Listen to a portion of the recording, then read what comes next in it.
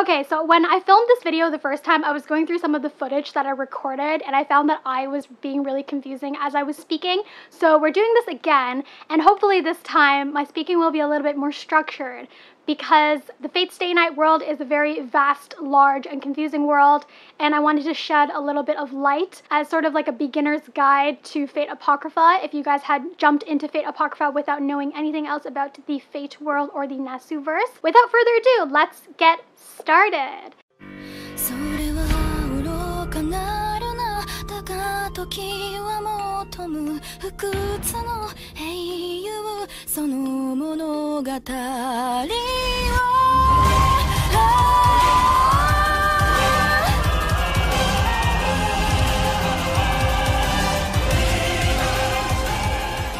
Today we are talking about some of my first impressions with Fate Apocrypha, some thoughts I have on Fate Apocrypha in relation to the rest of the Fate franchise, as well as how you can sort of jump into the Fate series without being totally lost and confused as to what's going on. I did a similar video to this when I was reviewing some of Fatestaynight Unlimited Blade Works. I talked a little bit about how to get into the Fate series and which series you should start with if you want to dive into this universe. First of all, I really want to apologize to some of you guys who have got into Fate Apocrypha without any prior knowledge of the Fate world, because boy, are you guys probably feeling confused. Fate Apocrypha is not a helpful series if you want to dive into the Fate world. It's probably, next to Grand Order, the worst one you could watch in terms of figuring out how the Holy Grail War works and who the characters are, what the Mage Association is, and what the Church is doing, and where the spirits come from, and what the Grail is. These are all questions that Apocrypha doesn't answer very well in the first 4 weeks. At the time of this video, there are 4 episodes out for Fate Apocrypha, which is why I did want to do my first impressions now. The reason why I didn't do my first impressions for Fate Apocrypha in the first 2 weeks is because Fate Apocrypha has very disconnected storytelling. Within the first 2 episodes to 3 episodes, there isn't really a solid main character or characters that you're really sympathizing with.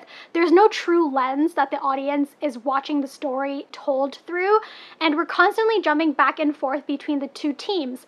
Now, one of the big problems with people trying to catch on to the Fate world through Fate Apocrypha is that Fate Apocrypha itself depicts a sort of anomaly within the Fate series, and it takes place in the 3rd Holy Grail War.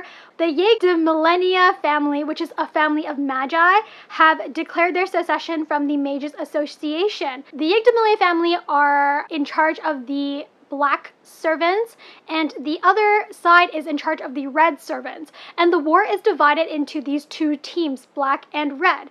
Within each team, there are 7 heroic spirits. There are 7 Black spirits and 7 Red spirits. And there is 1 spirit for basically every class. Saber, Archer, Lancer, Caster, Assassin, Berserker, Rider. And they are linked to 7 individual masters. So there are basically 14 characters on one side you have to remember, and then 14 characters on the other side you have to remember, and then you have to remember which master links with each servant and which servant links with each mythological character. That is a lot to take in if you've never been in the Fate world before, if you've never seen a Holy Grail War manifest before. Another important feature that sets this Holy Grail War apart from the other ones in the original Fate series routes is that when 14 servants are summoned from the Grail and pitted against each other in a life and death situation, regardless of what the Church does, the Grail will summon its own mediator to keep track of the war. And this servant, additional servant, is Ruler, whose true spirit name is Joan of Arc. And if you didn't know that she was Joan of Arc, this is not a spoiler, because if you were watching carefully in other Fate series, you would have already sort of like figured out who Ruler truly was based on her character design, her silver adornments around her head. I'm really, really glad that Maya Sakamoto is voicing her voice. She has this really like grounded and feminine, but very steady main character voice. Fate Apocrypha doesn't feel so much like a true Fate series, so much does it feel like an appendage of the Fate world. You are getting a little bit more of the Fate world and a little bit more of the anomalies and complexities, but you're not getting a good idea of the main characters and the sort of main plot lines that anchors the Fate world into the anime universe and into people's minds. So if you guys were going to start with a series, either start with the Fatestaynight adaptation that was produced in 2006 by Studio Dean. I know it's really old, but you have to watch it.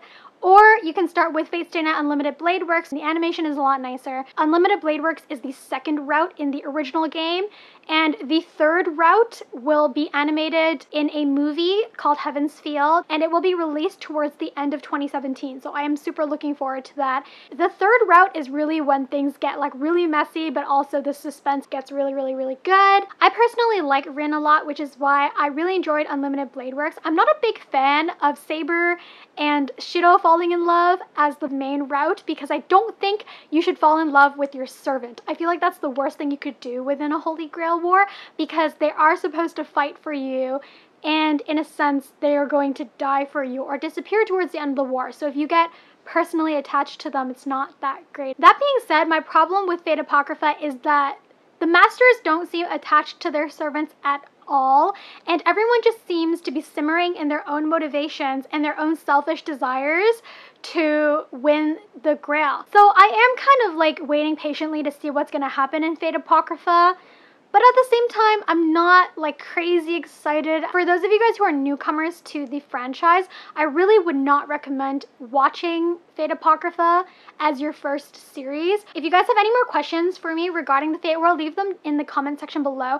I hope this video was a little bit helpful for some of you guys who are a little bit confused as to what Fate Apocrypha is trying to do. And let me know if you guys are enjoying Fate Apocrypha, what you guys think about Fate Apocrypha. I don't know, I'm still very neutral about it. And if you guys like this video, don't forget to subscribe for more from me. I try to do videos every single week, and I will be really busy in the next month because I will be flying away and moving soon, but I'm gonna try and keep up with these anime videos. I can't wait to talk to you guys again in my next video.